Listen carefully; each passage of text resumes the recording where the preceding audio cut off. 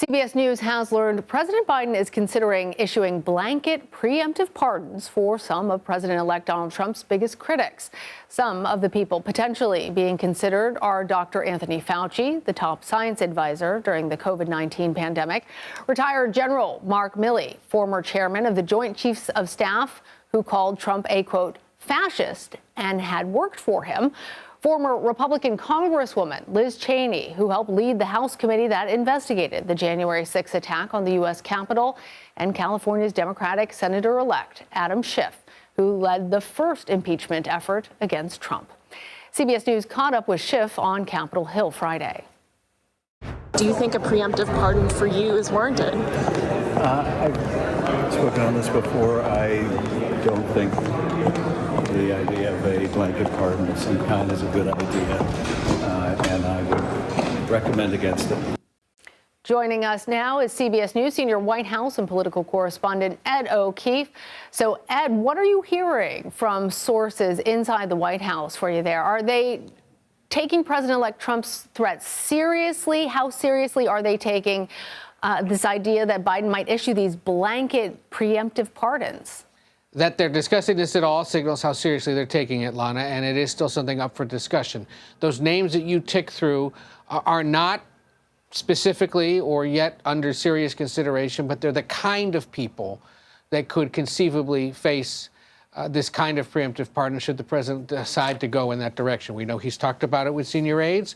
We know a lot of senior aides who would be helping him with this kind of decision anyway are mulling over what exactly to do and for whom exactly should they try to issue this kind of pardon. But for now, except for Adam Schiff, none of them are speaking out, saying one way or the other whether they'd like this or need it. And Ed, I think it's probably worth also backing up for a second and reminding our viewers that none of these people have any criminal allegations against them, at least not that have been made public. So given all of that, I'm wondering if you can give us some context for understanding, have preventive pardons ever been done before? Yeah.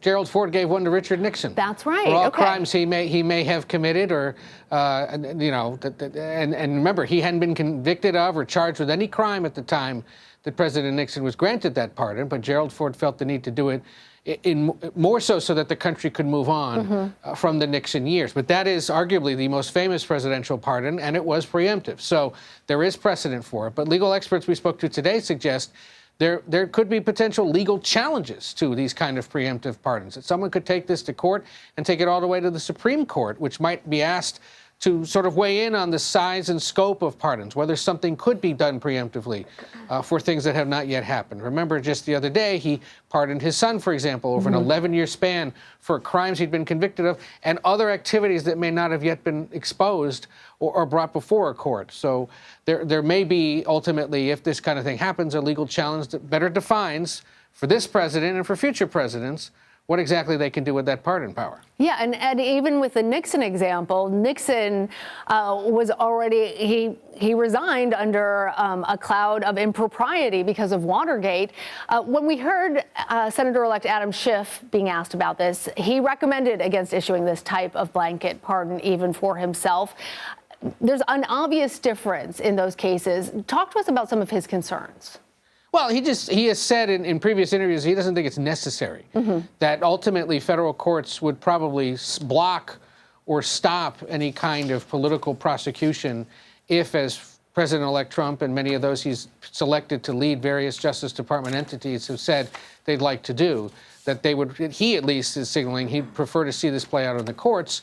And as other legal experts told us today, if you accept one of these, then it's as if you've been guilty of something. And in many cases, people who are getting this may feel, I'm not guilty of anything, so why should I even accept this? And that's also what Schiff is signaling, that if he broke no law, then there's no need for the president to issue this. Others may feel differently, but at least in the case of Schiff, he is suggesting a legal argument that is out there, that this may not be necessary for people who don't believe they broke any law. All right, Ed O'Keefe there for us at the White House. Thank you, Ed.